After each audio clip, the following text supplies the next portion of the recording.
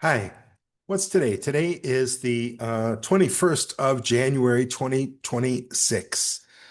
Today's a Wednesday. I want to talk about community and how it relates to government. Government is a very interesting thing, and it's grown into a very different thing than perhaps originally conceived.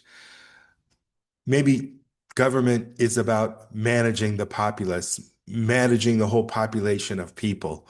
And what does that mean? Well, if we do a little bit of research about what governments do, in fact, what they get involved in, a lot of it has nothing to do with really managing in a positive way. If we look at government from the aspect of community, and when we look at the aspect of government when it relates to community, how does it serve community?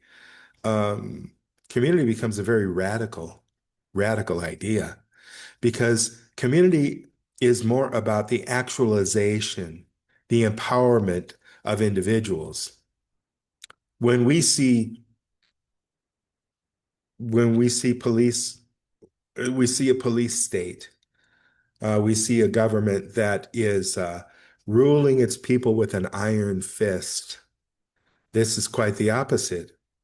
This is about controlling people, and it's about um, taking advantage of people, exploiting the workers of their money in the form of taxes, controlling them, making laws. One of the most disgusting things I think that governments do is control a person's ability to speak freely, to be able to communicate, to be able to say what they want to say. You can say things in the UK right now, in England, critical things that maybe you don't like about the government or about another government or about things that are going on. They can put you in jail. And they've put hundreds and hundreds of people in jail. This is like,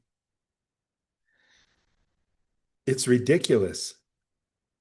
So, off the top of my head, I made a few notes. So, one note was, what should the government do? Well, the government should manage, it should help manage things. And we look at the community as a place where people can communicate, people can cooperate, people can share, people can meet, people can express themselves, and people can pursue the things they're interested in, and people can survive.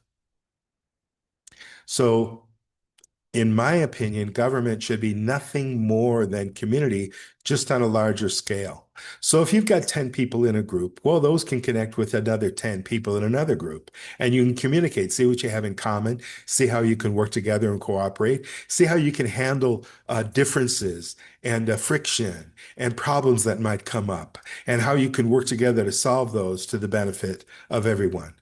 Well, government, in my opinion, instead of 10 people connected to 10 people, it could be millions and millions of people connected to millions and millions of people, so that there's still the goal of working together, cooperating, helping people have a better quality of life, to actualize, to become the best version of themselves that they can be. Now, sounds radical, doesn't it? Because what is the government doing? The government is stealing money from your paycheck. Like, for example, you have to pay federal taxes and state taxes on your income. So money that you make is stolen from you to support people that you have no control over what they're doing. And they almost always, 99% of the time, they'll have a higher quality of life. They'll have a nicer house, nicer car, more freedom, more income, and an easier life than the people that are supporting them. Now, this is more like exploitation. This is more like theft. This is more like tyranny than it is like helping to manage and helping to provide. I think there's a couple of things that the government can do. When we say government, I'm talking about, for example, Washington, D.C. It can help with the health of people. I don't think that the government is capable, obviously, of providing health care. You hear people that come from countries that have universal health care that's free or something like that. The waiting list is ridiculous and it's really incompetent, it's really disorganized. That should be handled at a much lower level, as low as the smallest community level, and could be managed and organized healthcare. Safety. We're looking at the idea that other countries are going to come in and they're going to attack. Well, when we look at America and we think about America, basically America was founded by an invasion from people taking over violently from other people that were already living in North America, in the United States. Before the United States, there were other people here doing other stuff. So when we look at the safety, America has never really been about that. America has a history of making wars and creating conflicts and stealing land and overthrowing people that have been democratically elected in other countries. So America is not a good example of providing safety. This is why a lot of people want to come to America, because America has kind of created its own advantage through theft, through violence. Okay, that's enough on that point. Also, the government should help people with prosperity. Instead, what do they do? They get in the way, or they listen to the richest people, the shrewdest people when it comes to manipulating people and money. And they are the ones that kind of help to form the laws to control what other people can do. So America has really become turned upside down by huge corporations that have a lot of power that can go ahead and do whatever they want to do, as well as billionaires that go ahead and do whatever they want to do. And they can't really be held accountable so much of the time.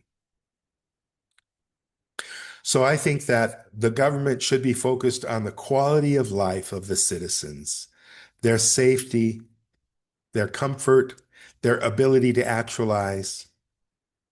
Government should stay out of the education system because the education system absolutely sucks. When we look at America and its education system, it's way, way, way down. We're nowhere near number one.